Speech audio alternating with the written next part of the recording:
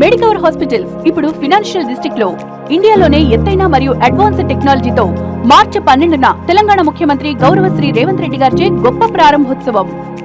తెలంగాణలో కొనసాగుతున్న వాణిజ్య ఎల్పీజీ గ్యాస్ కొరత ఇప్పుడు హోటళ్లకే కాదు హాస్టళ్లకు కూడా పెద్ద సమస్యగా మారబోతుంది. నగర వ్యాప్తంగా వేలాది మంది విద్యార్థులు ఉద్యోగులు నివసిస్తున్న హాస్టల్లో గ్యాస్ సరఫరా లేకపోవడం వల్ల భోజన ఏర్పాట్లు కష్టంగా మారుతున్నాయి. ఈ పరిస్థితి కొనసాగితే హాస్టల్ కూడా మూసివేయాల్సిన పరిస్థితి వస్తుందా?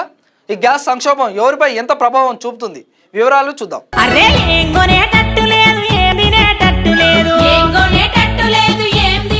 ప్రస్తుత నగర వ్యాప్తంగా ఉన్న అనేక హాస్టళ్లు గ్యాసు కొరత కారణంగా తీవ్రమైన ఇబ్బందులు ఎదుర్కొంటున్నాయి. రోజు వందలాది మందికి భోజనం వండాల్సిన పరిస్థితిలో గ్యాస్ సిలిండర్లు అందుబాటులో లేకపోవడంతో హాస్టల్ నిర్వాహకులు ఆందోళన చెందుతున్నారు. దీంతో ఇప్పటికే పలు హాస్టళ్లు టీ, కాఫీ మరియు ఇతర అదనపు ఆహార పదార్థాలు సర్వ్ చేయడం తాత్కాలికంగా నిలిపివేశాయి.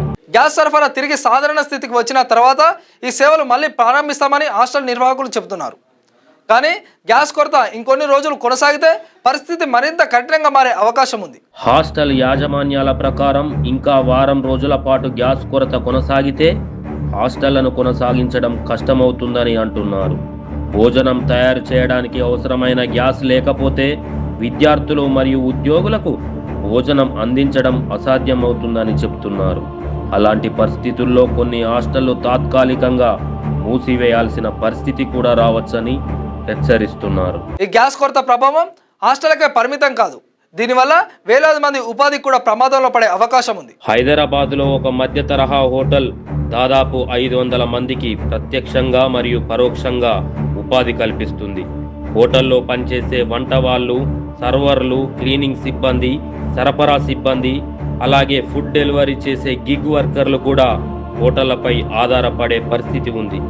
హోటళ్లు మరియు హాస్టళ్లు మూసివేయాల్సిన పరిస్థితి వస్తే వీరి ఉపాధిపైన తీవ్ర ప్రభావం పడే అవకాశం ఉంది. మొత్తానికి వాణిజ్య గ్యాస్ కొరత హోటళ్ల నుంచి హాస్టళ్ల వరకు అనేక రంగాలను ప్రభావితం చేస్తుంది.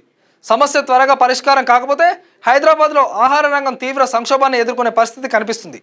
గ్యాస్ సరఫరా ఎప్పుడు సాధారణం అవుతుంది? ప్రభుత్వం ఎలాంటి చర్యలు తీసుకుంటుంది? ఇది ఇప్పుడు అందరిలోని ఎదురుచూపులు పెంచుతుంది.